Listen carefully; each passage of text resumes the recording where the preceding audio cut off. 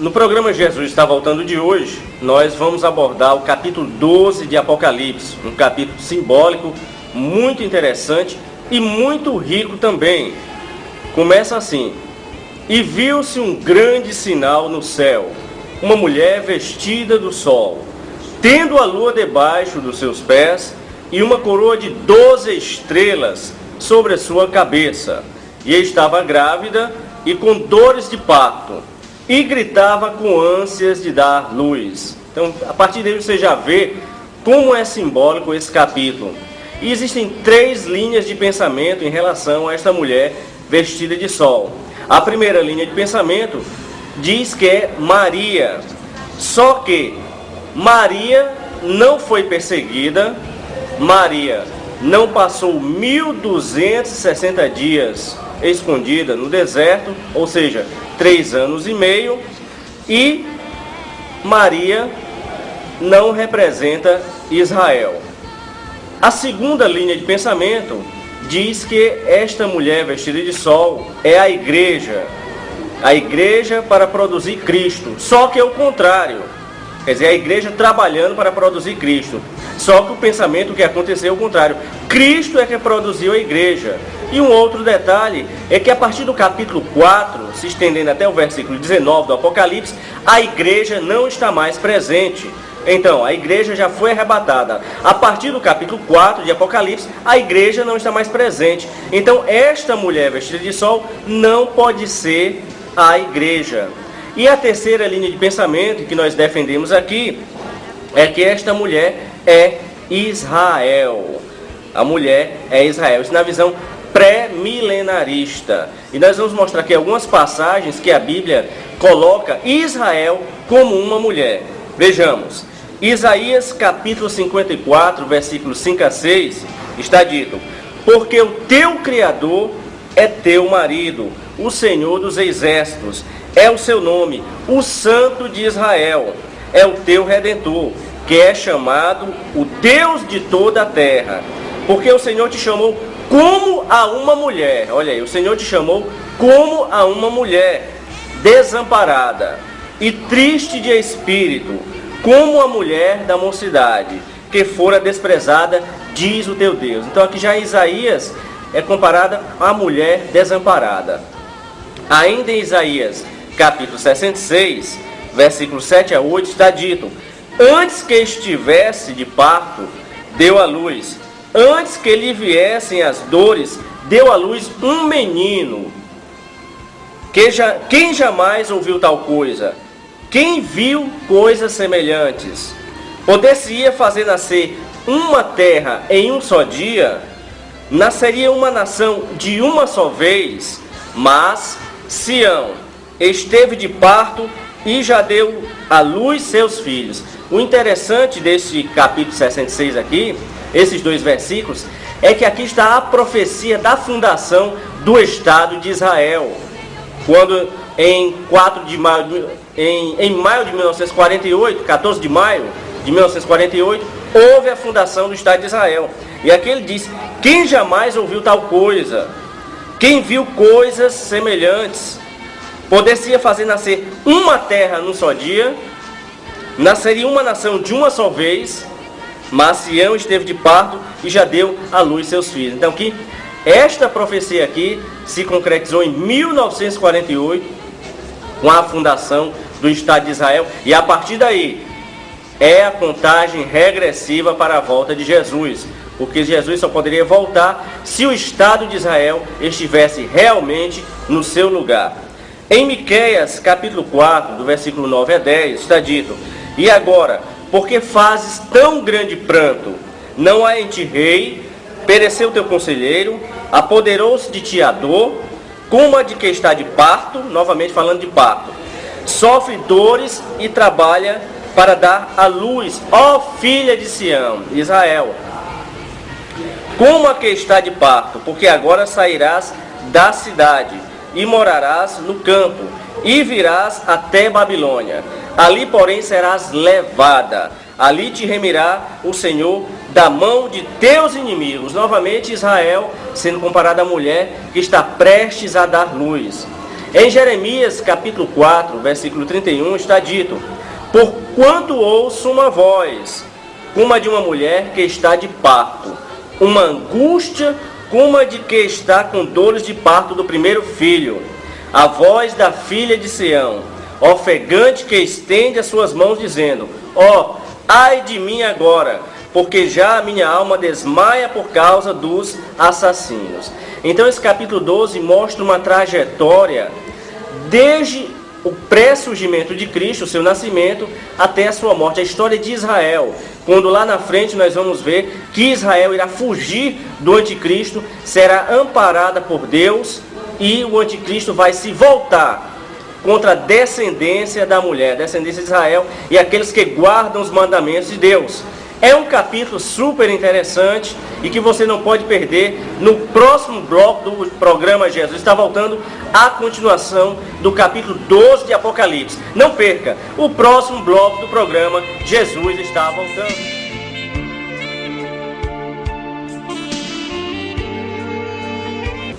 Dando continuidade ao programa Jesus está voltando, quando estamos estudando o capítulo 12 de Apocalipse, vamos dar sequência a este grande capítulo.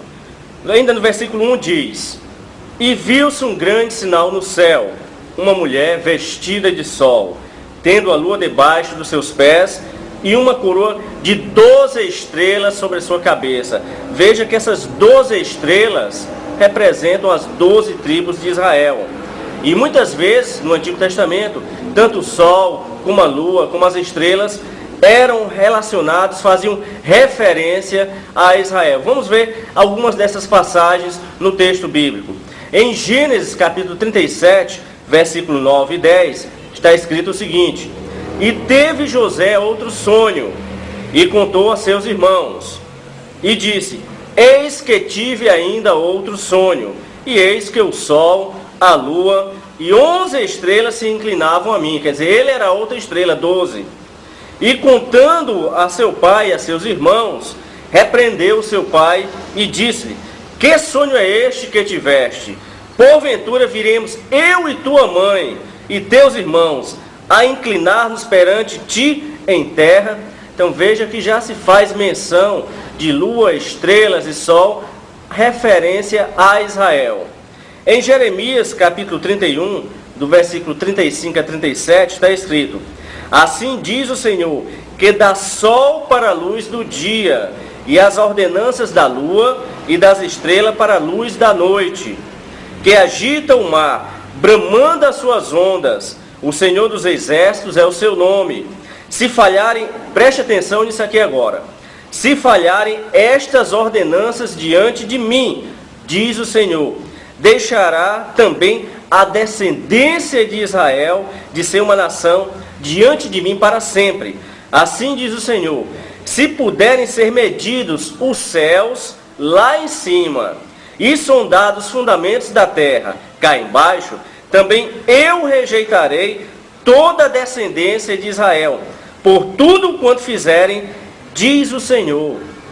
Aqui Deus assegura a existência de Israel, a existência do cosmos. Veja que ele diz: se essas ordenanças, todo esse funcionamento do cosmos, do sistema solar, falharem, não funcionarem, assim ele vai rejeitar Israel. E se puder ser medido o céu e a terra, os fundamentos da terra e do céu, também ele rejeitará Israel. É por isso que podem todas as nações se reunirem contra Israel para destruírem, jamais conseguirão.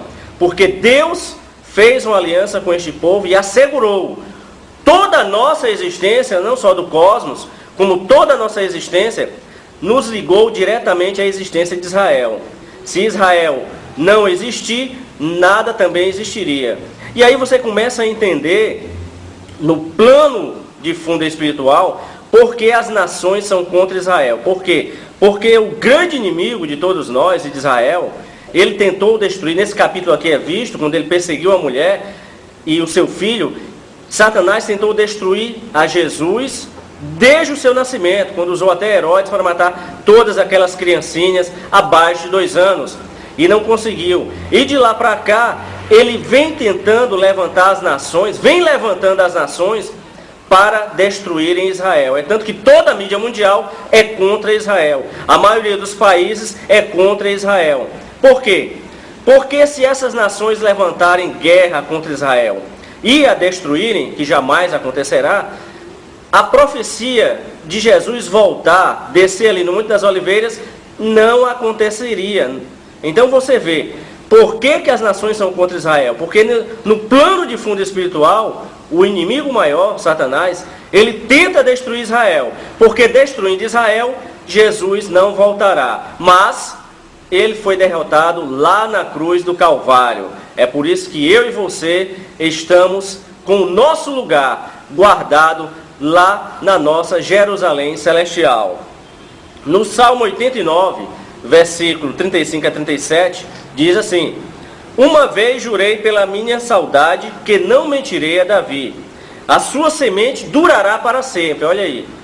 E o seu trono, como o sol diante de mim, será estabelecido para sempre, como a lua e como uma testemunha fiel do céu. Mais uma vez, Deus usando o sol, a lua, as estrelas para mostrar que todo esse cosmos está diretamente ligado a Israel. Então, esta mulher vestida de sol é uma prova aqui que é Israel. No versículo 2 está dito: e estava grávida e com dores de parto, e gritava com ânsias de dar luz. Aqui é exatamente a história de Israel, do nascimento de Jesus até a sua morte e a perseguição que sofre Israel. Em Êxodo, capítulo 32, do versículo 9 a 11, diz o seguinte: disse mais o Senhor a Moisés, tendo visto este povo, e eis que é povo de dura cerviz.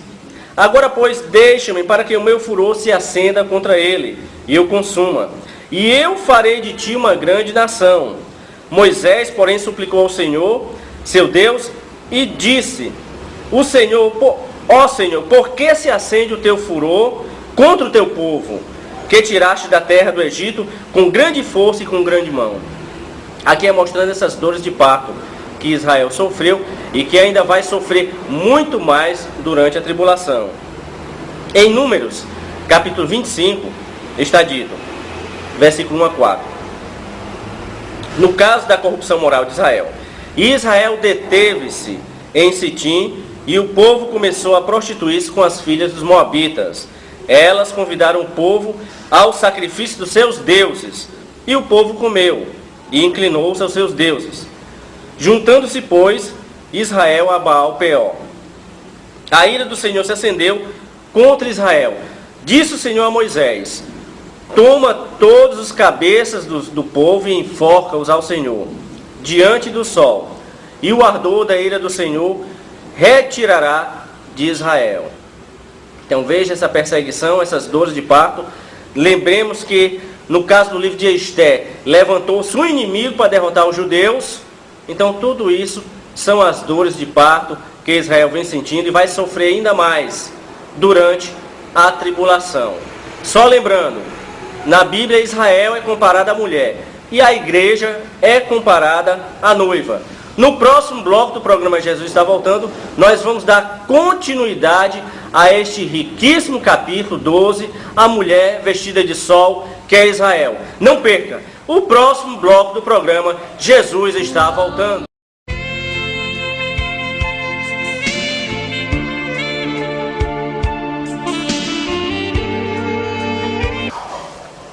No programa Jesus Está Voltando de hoje, nós vamos dar continuidade ao riquíssimo capítulo 12 do Apocalipse, quando fala da mulher vestida de sol. Nós vamos continuar do versículo 3 e versículo 4, que diz: e viu-se outro sinal no céu, e eis que era um grande dragão vermelho, que tinha 7 cabeças e 10 chifres, e sobre as suas cabeças 7 diademas. Vamos explicar isso aqui. Primeiro de tudo, o dragão era vermelho. Vermelho, o simbolismo de vermelho é sangue, é ódio, é violência, o próprio caráter de Satanás, que é um assassino e sanguinário. As 7 cabeças significam uma inteligência completa, uma habilidade, astúcia, um intelecto poderoso. Mostra assim, na realidade, a sagacidade, a astúcia do próprio Satanás. São as 7 cabeças, uma completude intelectual. Os 10 chifres indicam um poder satânico em todas as dimensões, porque 10 é a plenitude terrena. Então, ele tem uma plenitude terrena, ele é o príncipe deste século, é o príncipe desse planeta. Ele mostra também, simboliza também um símbolo de força física e política, porque ele vai dominar, ele vai ser o líder político. Enquanto o falso profeta vai ser o líder religioso, ele será o líder político. É tanto que os reis irão entregar o poder a ele. Vão se reunir e dizer, olha, não temos como governar este planeta do jeito que está esse caos. Nós entregamos a você este planeta. Isso tem lá em Apocalipse. Os 7 diademas representam uma autoridade política, um domínio político. Então veja que já essas características do grande dragão vermelho, que é Satanás, ele já tem todas essas características de domínio sobre este planeta. E diz assim: e a sua cauda levou após si a terça parte das estrelas no céu. Só fazendo aqui um parênteses, na Bíblia temos algumas passagens que mostram esse caráter do dragão. Por exemplo, em Ezequiel, capítulo 29, versículo 3, diz assim: fala e diz, assim diz o Senhor Deus, eis-me contra ti, ó Faraó, rei do Egito, grande dragão. Olha já a comparação do que foi o perseguidor Faraó contra os judeus, contra o povo hebreu, comparação esta com Satanás, o dragão. E diz, grande dragão, que pousa no meio dos rios, dos teus rios, e que dizes, o meu rio é meu, olha aí, posse, e eu fiz para mim. Esta mesma coisa Nabucodonosor chegou a dizer, que ele tinha feito todo aquele palácio, todos aqueles jardins para a honra e glória dele. E aí foi o erro dele quando Deus tirou ele do seu habitat. Continuando, no versículo 4 do versículo 12, do capítulo 12. E a sua cauda levou após si a terça parte das estrelas no céu, e lançou-a sobre a terra. E o dragão parou diante da mulher que havia de dar luz, para que, dando ela a luz, lhe tragasse o filho. Então nós já temos aqui uma amostra do que foi este dragão que levou após si a terça parte das estrelas do céu. Quem são comparados com as estrelas do céu? Foram os anjos que foram influenciados por Satanás, na época Lúcifer, e levou um terço desses anjos a abandonar o reino celeste e caírem por terra e se transformarem em demônios. E nós temos algumas passagens que falam exatamente deste caráter, deste acontecimento. Em Isaías, capítulo 14, que é o mais conhecido de todos, versículos 12 a 15, diz: como caíste desde o céu, ó estrela da manhã. Olha, veja como ele era comparado, estrela da manhã, filha da alva, como foste cortado tu por terra, tu que debilitavas as nações, e tu dizias no teu coração, eu subirei ao céu, acima das estrelas de Deus, exaltarei o meu trono. Olha aí a arrogância dele. E no monte da congregação me assentarei, aos lados do norte, subirei sobre as alturas das nuvens, e serei semelhante ao Altíssimo. E contudo levado serás ao inferno, ao mais profundo do abismo. Veja que ele tinha toda a formosura, do seu corpo saíam sons, ele era o mestre do louvor, ele que vivia no Éden mineral, e chegou a uma arrogância tal no coração dele, de querer ser adorado. O propósito dele é ser adorado. Quando foi que ele disse para Jesus, se tu te prostrares perante mim e me adorares, eu te darei tudo isso aqui. Então, o propósito dele é ser adorado. Por isso que ele vai levantar o anticristo para ser adorado por multidões de homens aqui neste planeta. Em Ezequiel, capítulo 28, versículo 16 e 17, diz o seguinte: na multiplicação do teu comércio, encheram o teu interior de violência e pecaste. Por isso te lancei, profanado do nome do monte de Deus, e te fiz perecer, ó querubim, cobridor do meio das pedras afogueadas. A Bíblia fala de cinco querubins. E somente Satanás foi o querubim ungido. Por isso você vê o poder que este ser tem. E muitas vezes as pessoas dizem, Satanás está debaixo dos pés. Isso é conversa fiada. Porque ele está solto, ele não foi amarrado ainda. Ele só vai ser acorrentado durante os 1000 anos, o período milenial, quando ele vai ser acorrentado. Então ele está mais solto do que nunca. Porque ele sabe que resta pouco tempo, que o arrebatamento se aproxima. É por isso que ele está levando a destruição cada vez mais às nações. Ele é um querubim ungido, foi um querubim ungido. Ele tinha acesso a Deus. Então não é um ser como qualquer demôniozinho que você levanta a mão e ele cai por terra. Ele é astuto, é dominador, prepara ciladas, prepara laços. Por isso que Paulo já dizia, aquele que pensa que está em pé, cuide para que não caia. Então não brinque, porque esse ser das trevas, ele não dormita, ele trabalha 24 horas para tentar destruir o povo de Deus. E dizia aqui, do monte de Deus, e te fiz perecer ao querubim compridor do meio das pedras afogueadas. Elevou-se o teu coração por causa da tua formosura. Ele era belíssimo. Corrompeste a tua sabedoria por causa do teu resplendor. É aqui um aviso para você que se acha que sabe muito, você que acha que o dom é seu. O dom não é seu, o dom é de Deus. Então cuidado, para que a soberba não entre no seu coração e você venha cair por terra também. Aqui é um grande alerta aos que pensam que são alguma coisa, aos que querem ser mais do que os outros, porque lá no final vai cair. Elevou-se o teu coração por causa da tua formosura, corrompeste a tua sabedoria por causa do teu resplendor. Por terra te lancei, diante dos reis te pus, para que olhem para ti. E em Apocalipse 12:12 diz o seguinte, por isso alegrai-vos, ó céus, e vós que nele habitais. Ai dos que habitam na terra e no mar, porque o diabo desceu a vós e tem grande ira, sabendo que já tem pouco tempo. Então veja que quando ele for lançado por terra, que ainda não foi, nós vamos ver isso aqui no capítulo 12, ele ainda está nas regiões celestiais. Por isso é que ele vai ter tanta raiva dos humanos, quando ele for jogado de vez por terra. Porque ele ainda está na região celestial, ele ainda tem acesso a Deus. E neste capítulo aqui, no capítulo 12, mais um pouco à frente, nós vamos ver que ele vai ser colocado por terra de vez. E aí, como ele sabe que vai ter pouquíssimo tempo, vai tentar destruir geral, a tudo, tão e todos. Por isso, não perca no próximo bloco do programa Jesus Está Voltando a continuidade deste belíssimo capítulo de Apocalipse 12. Não perca o próximo bloco do programa Jesus Está Voltando.